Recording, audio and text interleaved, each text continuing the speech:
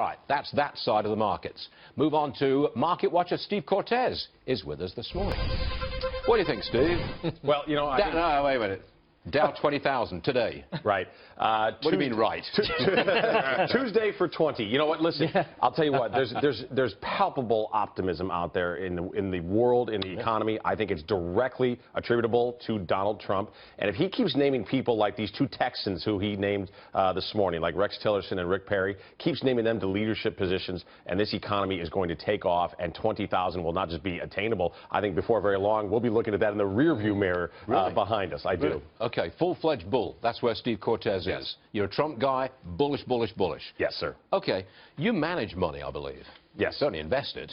Well, where do you put the money now? I mean, remember, you've already had this explosive 1,500-point rally for the Dow. Now where do you put it? If you're getting in now, where do you go? Right. No, and listen, Stuart, that's an interesting and valid point. As optimistic as I am about economic growth, I don't think you necessarily want to be piling money in at new highs. That's not always the time to be pushing lots of chips in, because there will be pullbacks, inevitably. Well, Dick Beauvais, the only analyst who ever appears on this program, told us yesterday that the bank stocks, they've already gone way up. He says they're going to go way up more. Yeah, I agree. I agree on banks and small caps. Those are the two places I want to look. The reason that I like banks is for the first time in forever, we're actually seeing interest rates move. Since the Trump election, interest rates have spiked.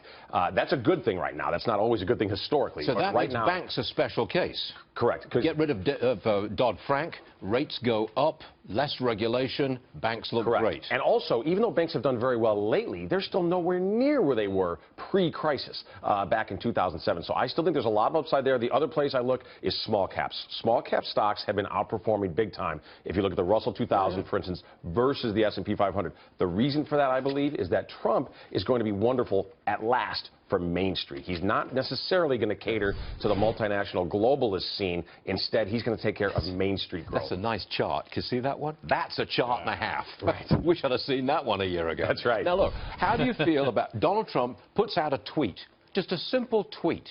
He's critical of the Lockheed Martin F-35 fighter, the cost thereof. Right. Down come all the defense stocks.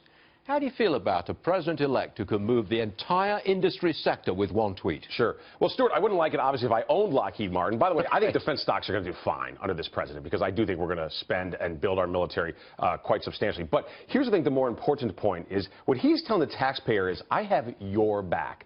What we've had in Washington, D.C. now for decades, not just under this administration, what we've had for a quarter century is that essentially multinational corporations get just about whatever they want. They use K Street incredibly effectively to get what they want from the taxpayer. And I think what Donald Trump is saying, K Street, you've been put on notice. Main Street is what I care about. And the taxpayer is not going to get fleeced, whether it's a defense contractor, whether it's any other multinational corporation. I'm proud of him for that. I've got 30 seconds left.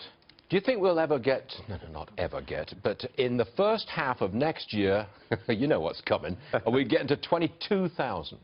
Stuart, I do think we're going to get there, and the reason I think we're going to get there... next 6 months? Yes, is regulatory reform and tax reform. Okay, you stay there. We'll never forget that you said 22,000 in the first 6 months of 2017. Yes, sir. The virtues of videotape. That's right.